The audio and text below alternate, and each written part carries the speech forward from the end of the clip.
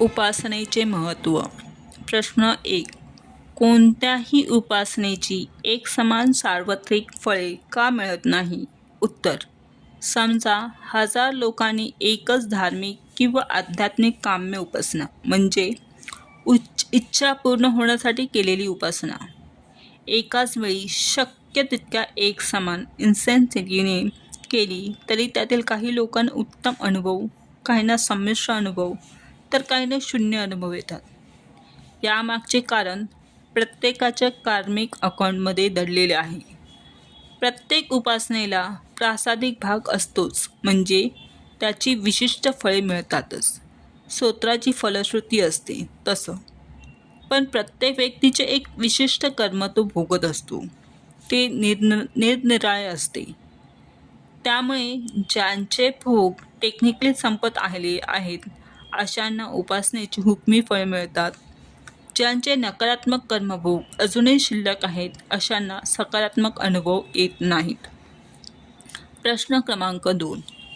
पण मग त्या उपासनेची फळे नष्ट होतात का? उत्तर.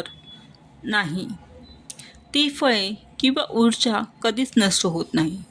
तुम्ही एखादी उपासना, व्रत उपासना किंवा काही धर्मकृत उपासना साधना केली तर त्याची त्या विशिष्ट क्षणी फलद्रुपी झाली नाही तरी ती ऊर्जा स्टँड बाय मोडवर जाते आणि स्थिर होते, किंवा आपण म्हणू शकतो तुमच्या कार्मिक अकाउंटला क्रेडिट होते.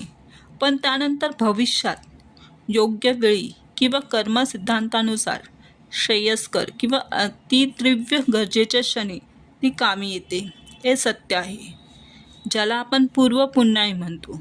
या जन्मात तुमचं कोणतंही कर्तृत्व किंवा काही नसताना ज्या गोष्टी तुम्हाला अकल्पित पद्धतीने सहजासहजी मिळल्या जातात ते तुमच्या अशाच कोणत्या तरी पूर्वजन्मकृत साधनेचे किंवा उपासनेचे फळ असते.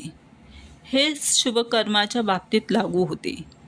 नेकी कर दर्या में डाल, याचा अर्थ तो दर्या तुम्हाला योग्य वेळी तुमच्या आधीच्या नेक कर्माची सव्याज उत्तम परतफेड करेल.